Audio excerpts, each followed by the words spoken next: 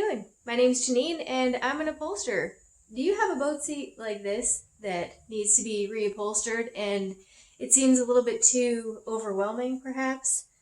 There are a lot of pieces in this piece, and the first time I had to do something like this, it was very frustrating. So today I'm going to show you a few tips and tricks that I have for doing something like this.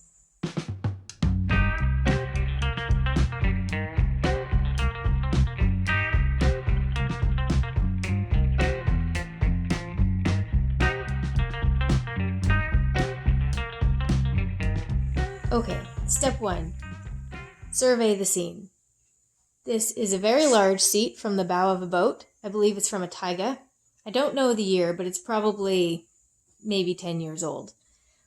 It has a bolster around the whole thing, so we know there are staples in between these two pieces of foam on the cushion. We know there are staples, obviously, around the whole perimeter of this cushion. And these cup holder things and this hinge will need to come off because there are a couple of layers here and this needs to be stapled underneath that. So I think the first thing I'll do is flip it over so I can remove things like the cup holder and the outside staples, and then we will work our way from there. Now we're looking at the bottom of the cup holders, and these screws here will remove that board that those are attached to. At this point, I'd like to give a shout out to the people that work on these that don't care about the future people that work on these. For example, this Phillips screw. Very nice, folks. Very nice. When people work on these and they strip the hardware, it's an added challenge for us folks dealing with it later. It's okay. We'll get through this. Look at that now, would you? If you've been here before, you know that I probably would be using a screwdriver right about now. But today, I've graduated to the drill. Now these are just number 2 Phillips. I have a bit in my drill. Obviously a screwdriver or any kind of ratchet would work. Oh, a little bit awkward, sorry. I suggest if you're dealing with semi-stripped screws or something that's really tight, turn your torque setting down on your drill and it'll help you not strip those for the next person.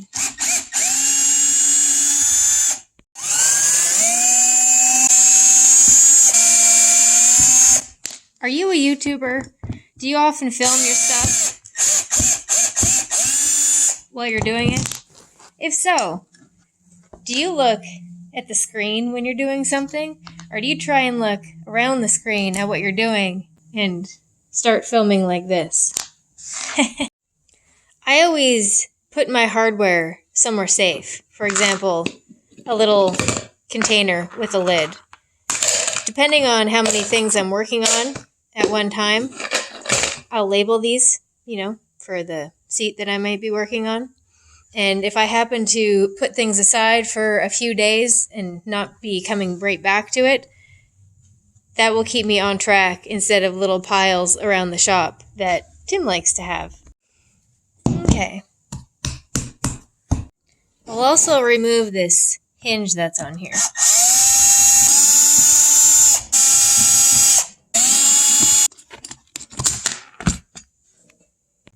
Now, I often don't remember which way hinges go, so I like to take a picture of how it is. That way I remember to put it on the exact same way. And also, I put a Sharpie mark on the part that touches the seat, so I know that I took these screws out of this part. And I'll also put an arrow pointing up. It's kind of down right now, but if the seat was upright, that points to the top.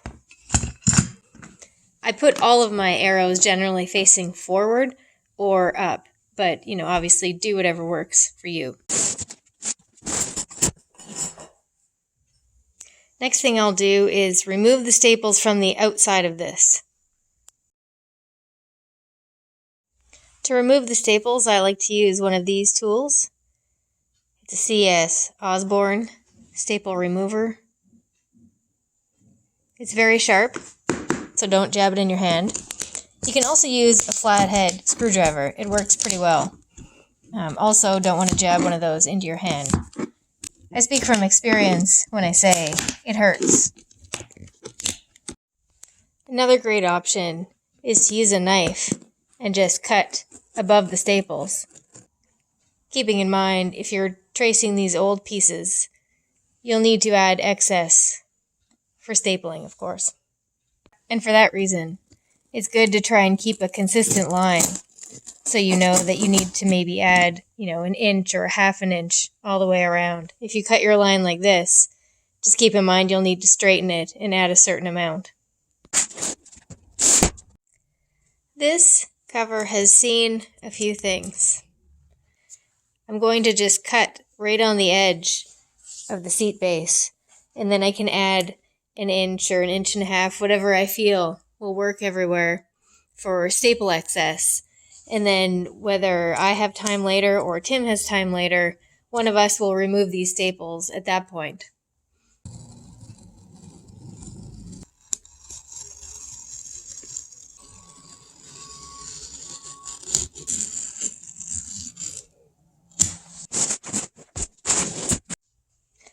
You can see that this bolster foam is glued down, so I'm going to cut underneath that so I can pull that foam out, and then I'll be able to get to that piece of material that's in between here and staple down, and then I can take those staples out, or more likely cut it and take the staples out later.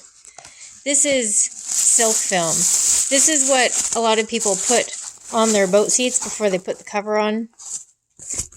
As you can see, it is ripped and bunched up.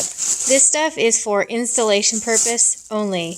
It does not protect the foam whatsoever. If anything, it helps keep some of the moisture in the foam. So I recommend taking it out. Sometimes you can just lift up on the foam and it'll separate from the board, but this is glued down pretty well. So you can use a knife like this and slide it along the board, the seat board, underneath the foam, and it'll cut them apart. Or if you have an old, kitchen knife like this, some kind of bread knife, something serrated, it works pretty well to slice along there. Just be careful. Sometimes these seats have studs going through the board, so if you slide your hands under there, or if you're using a good knife, you'll hit those studs, and it'll either dull the knife or cut your hand open. Just like that. Now I'll cut my listing here with my knife and deal with the staples later.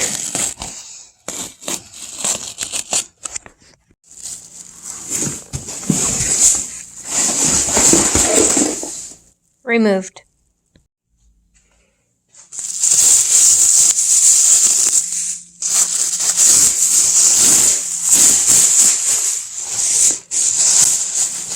If you were choosing to remove this, like I do, which isn't mandatory, you can obviously do whatever you like, but if you're doing the same thing as me, sometimes it is glued. So you want to be careful that you don't rip off chunks of foam. So sometimes that means leaving a little piece on there. And the sew foam that we put on the cover, like this stuff, will hide any kind of imperfections like this, if you had to deal with that. It is at this time I like to bust out my handy-dandy garment steamer. This one is a Hamilton Beach. And I will steam the foam. And by that, I mean pump some steam into it. And you can see that it puffs it back up. It normally works for, any boat seat that's in decent condition. Sometimes the foam is too far gone. And at that point you have to decide if it needs new foam, or you just have to send it and upholster what's there. So I will do this now, and then I can put this aside and let it dry, and then I will switch to patterning that and sewing a new cover for it. I think one of the main things I do when working on either a complicated cushion like this or a large number of, cushions in a boat or a car even, is I label everything.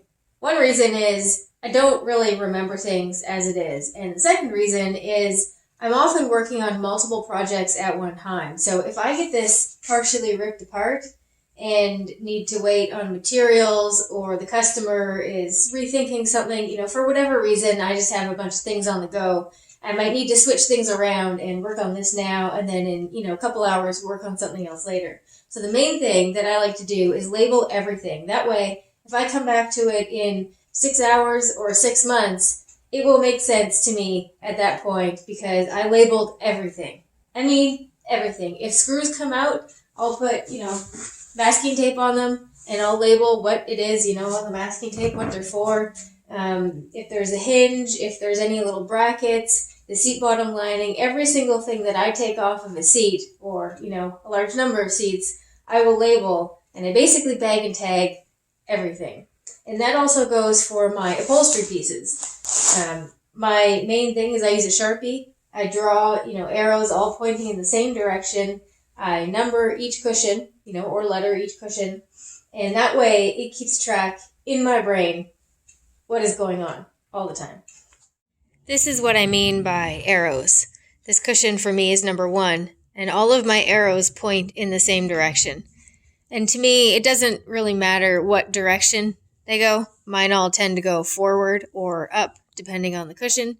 But having each piece of this cover marked means that when this gets, ripped apart and thrown on my vinyl with cushions, 2, 3, and 4, I can then pile these, in cushion number 1. So I know that all of these parts go together.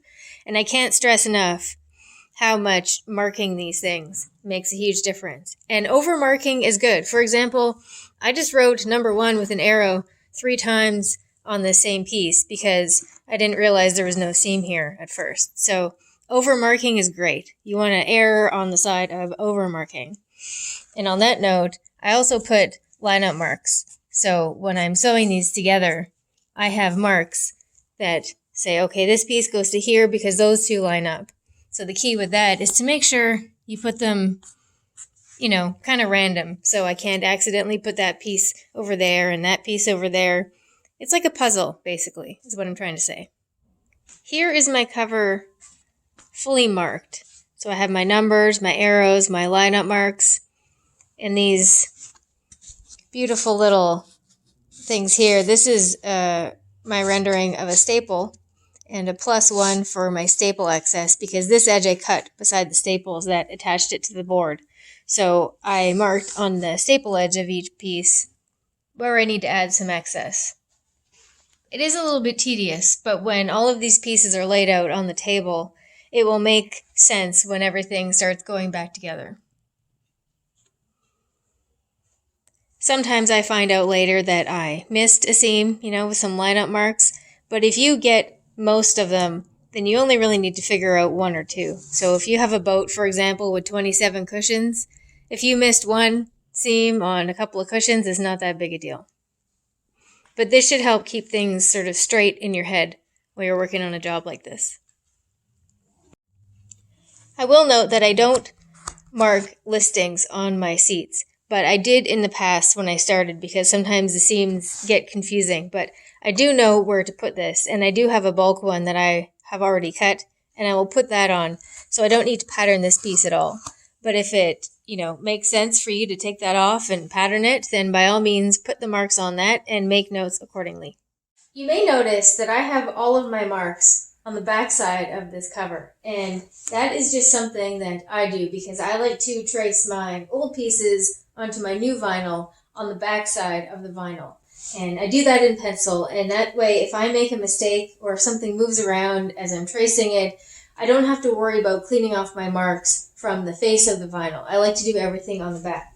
But that being said, sometimes I act a little bit too quickly. For example, this foam is not really adhered to the vinyl anymore. So all of my marks are basically on the foam only. So when I start cutting this apart, the foam will separate from the vinyl, which means I have 2 options. One is I can just cut the foam out now and redo all my lineup marks, which is fine. Another option is when I start cutting this apart, piece by piece, just start transferring my lineup marks over, onto the back side of the actual vinyl, which is quite often what I do. I should have looked at it first and then just cut the foam off and put my lineup marks directly on the back side of the vinyl. This also would be avoided if I marked things on the front, like I think most people do. But for some reason, in my brain, my preference is to mark things on the back, and then I draw it on the back side of the vinyl. If you're marking on the front, and you put your pieces on the front side of the vinyl, like the face, the upside, if you do that and you mark it and you cut it, this won't be an issue for you. So it depends, what you do. But if you mark on the back like I do, just be aware that you might have this little foam issue, which, is something you can easily work through, but it's something to think about sometimes. Something I like to do before I take a cover like this apart is just take note of how things are built and how they're put together. I know that I'll build, this into one piece and this into one piece, and then also those two halves together. You can break it down further, like sewing these pieces together and these pieces together and this, and then put these together, and that makes your half, and then those pieces. But that might also affect how you'd like to mark these.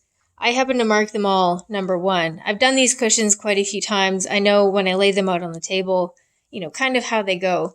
But you might want to either number them differently or have a 1A and a 1B and a 1C, for example, to help make it make a little bit more sense when this turns into about 85,000 different pieces. Another thing that I recommend doing is take pictures, just take a quick couple of snapshots. Some of these areas that might seem a little bit complicated. If you take photos of all of this stuff before you rip it apart, it's pretty helpful when you can rely back on those old photos. Oh, right, that's how that seam goes into that thing, and that all makes sense now. This is what I'm talking about right here. Slight oversight. Nothing to worry about. Here are my pieces for the seat. And as it turns out, this one piece is the only one where the foam was kind of coming off. Everything else held together so far. I can't stress enough how important it is to be very careful when you're patterning and make detailed notes.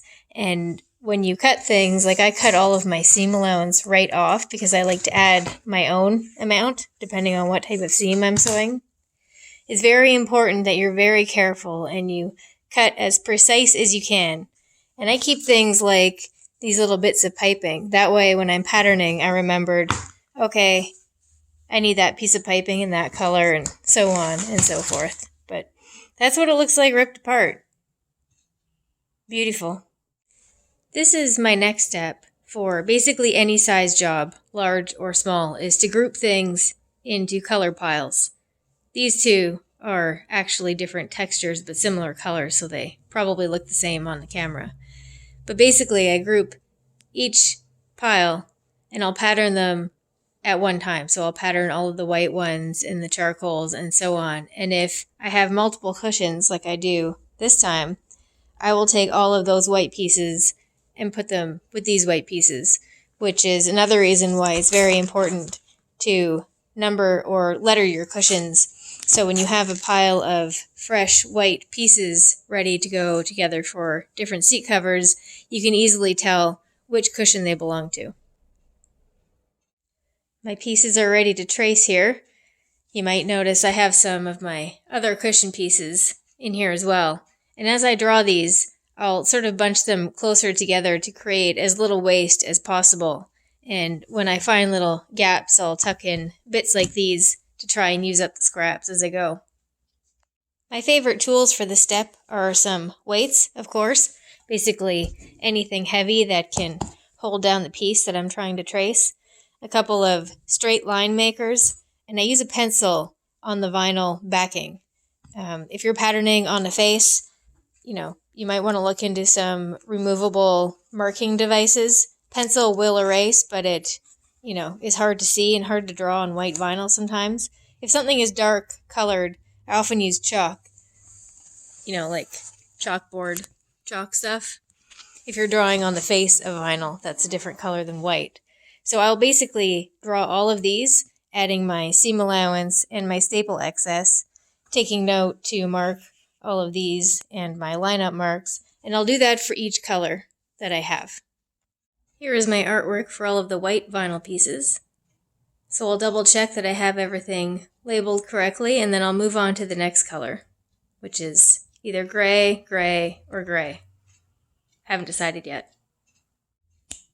Just like that, all my pieces are cut out and laid out on my sew foam.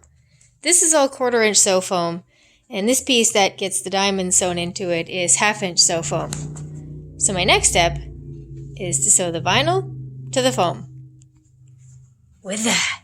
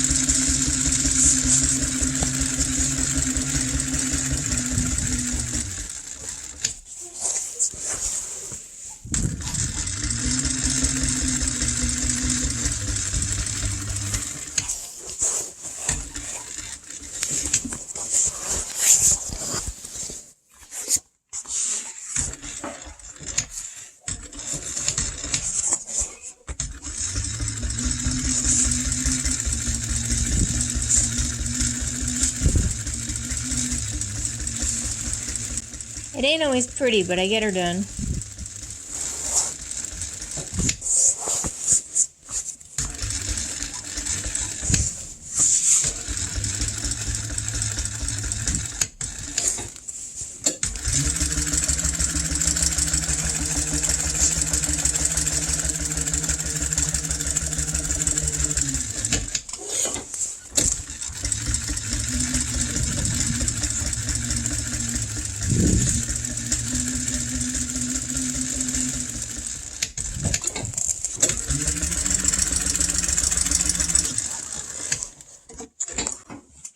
For this step, I generally use a junk thread that I don't use for other things. This is a fake Tenera thread that I've tried in the past and it just breaks. So I use it to sew these together because it doesn't matter. Once I get the pieces sewn onto the foam and sew them together, this stuff can do whatever it wants to do.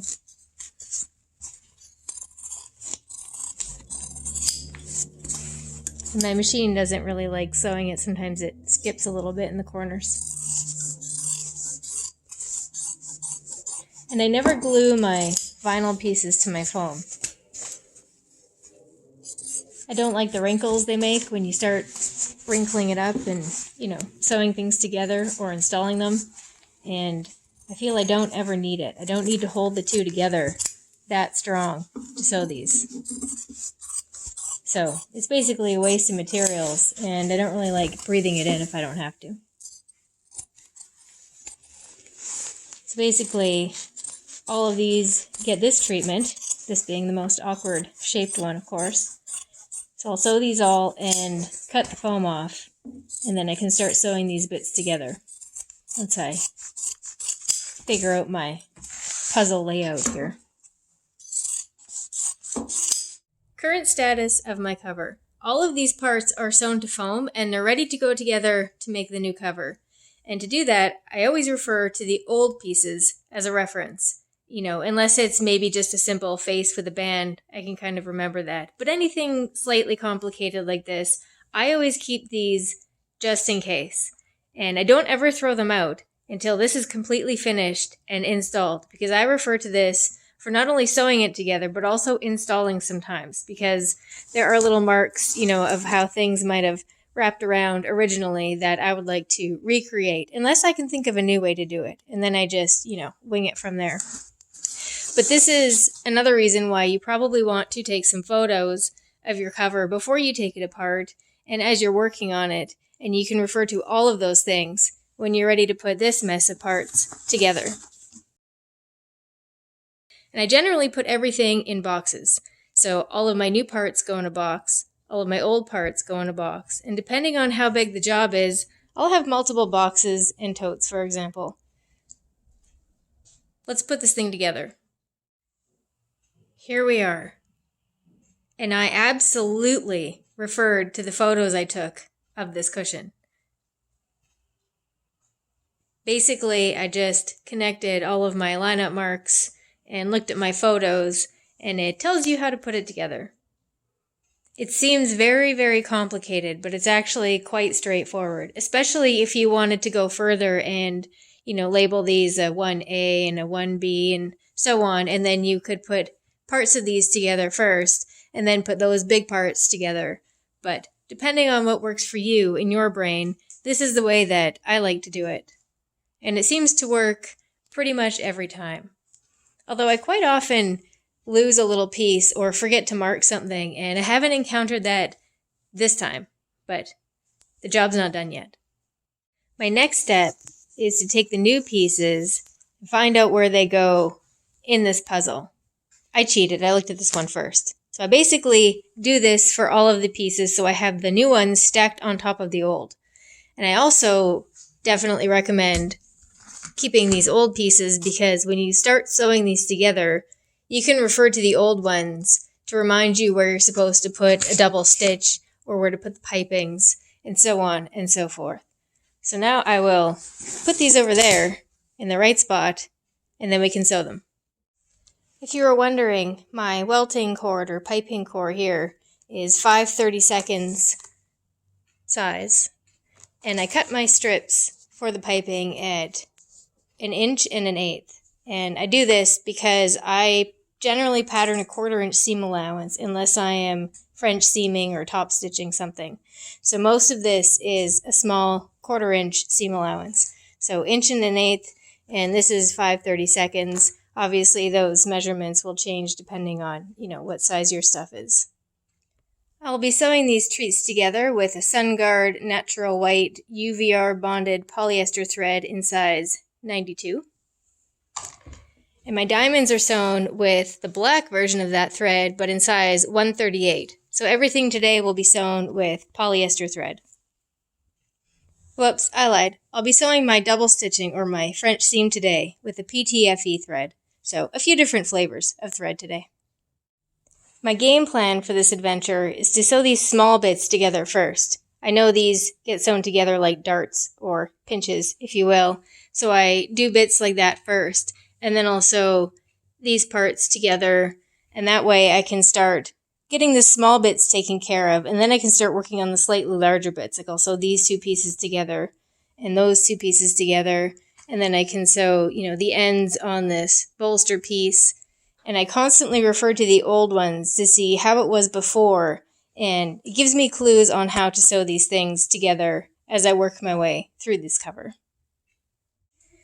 As I was working on my, small bits that I do first, I was about to put these 3 pieces together, and I realized they don't seem to be the right size. And I noticed I forgot to pattern my staple excess onto this piece. I instead added 2 of my small seam allowance amounts.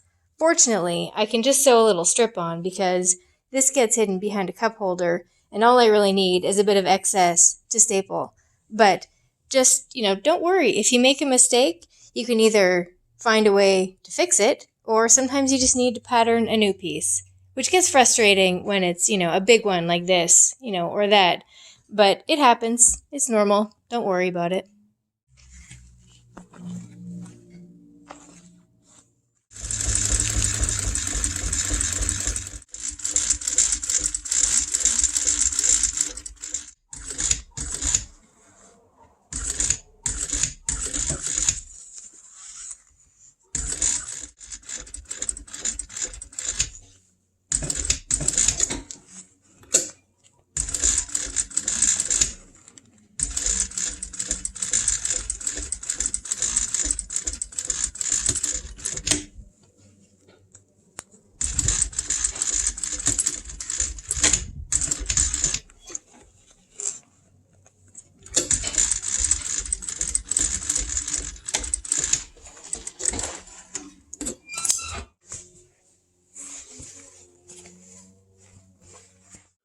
So at this point, I've got a lot of the small pieces taken care of. My little darts and pinches are done, and all of these little things are starting to become fewer big things. So I start putting these bits together and those bits together, and the rest is pretty straightforward. And at some point, you can just get rid of these old pieces for reference. I don't throw them out yet, but I put them aside so they're not, cluttering up my table the whole time. Sometimes I make the piping on its own, and then I put it on the panel. But today I'm going to make the piping on the panel.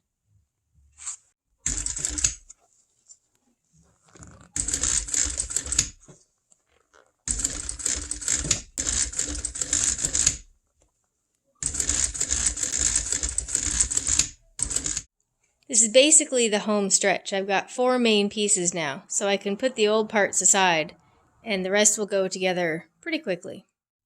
Oh yes, that's much better. Less clutter. Hey look, there's Tim!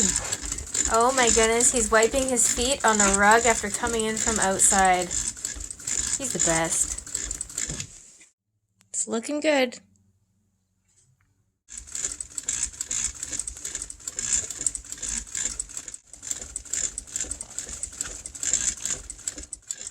I'm so close to the finish line right now, I can taste it.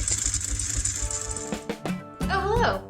I realized when I was editing this video that I had 0 footage of the cover fully sewn or any footage of Tim installing this cover. So unfortunately, I can't show you that part, but I do have a video. It's number 3 in Boat Seat Upholstery. It's a 3-part series, and I will link that video in the description below. It was a slight oversight on my part. I apologize, and thank you so much for watching. I appreciate you being here.